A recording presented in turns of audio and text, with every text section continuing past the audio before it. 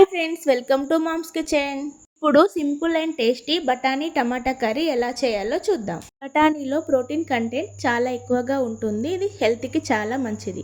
Stove on చేసుకొని ఒక pan పెట్టుకొని ప్యాన్ హీట్ అయిన తర్వాత 2 టేబుల్ స్పూన్ల ఆయిల్ వేసుకొని ఆయిల్ హీట్ అయినాక ఉల్లిపాయ, పచ్చిమిర్చి, పుదీనా, జీలకర్ర వేసుకొని మూత పెట్టి ఒక 5 మినిట్స్ ఫ్రై చేసుకోవాలి.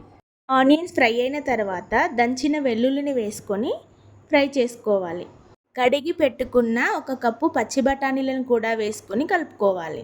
మూత పెట్టి ఒక 2 మినిట్స్ ఆయిల్లో ఫ్రై చేసుకోవాలి. ఇప్పుడు ఇందులోకి కొద్దిగా పసుపు, ధనియాల పొడి, జీలకర్ర పొడి వేసుకొని కలుపుకోవాలి. కట్ చేసి పెట్టుకున్న పావు కిలో టమాటా ముక్కల్ని కూడా వేసుకొని కలుపుకోవాలి. ఈ కర్రీ చపాతీలోకి, రైస్లోకి చాలా బాగుంటుంది. ఈ రెసిపీని మీరు కూడా ఒకసారి తప్పకుండా ట్రై చేయండి. ఇలాంటి మరిన్ని రెసిపీస్ కోసం మా ఛానల్ని సబ్స్క్రైబ్ చేసుకోండి. ఈ వీడియోని లైక్ చేయడం మర్చిపోకండి. మూత పెట్టి టమాటాలని ఒక 5 నిమిషాలు ఉడికించుకోవాలి. ఇందులో ఒక స్పూన్ ఉప్పు, ఒక స్పూన్ కారం కూడా వేసుకొని కలుపుకోవాలి. కొద్దిగా వాటర్ యాడ్ చేసుకొని ఒకసారి కలుపుకొని మూత పెట్టి 5 నిమిషాలు ఉడికించుకోవాలి. కర్రీ ఉడికిపోయిన తర్వాత కొత్తిమీర వేసుకొని స్టవ్ ఆఫ్ చేసుకోవడమే.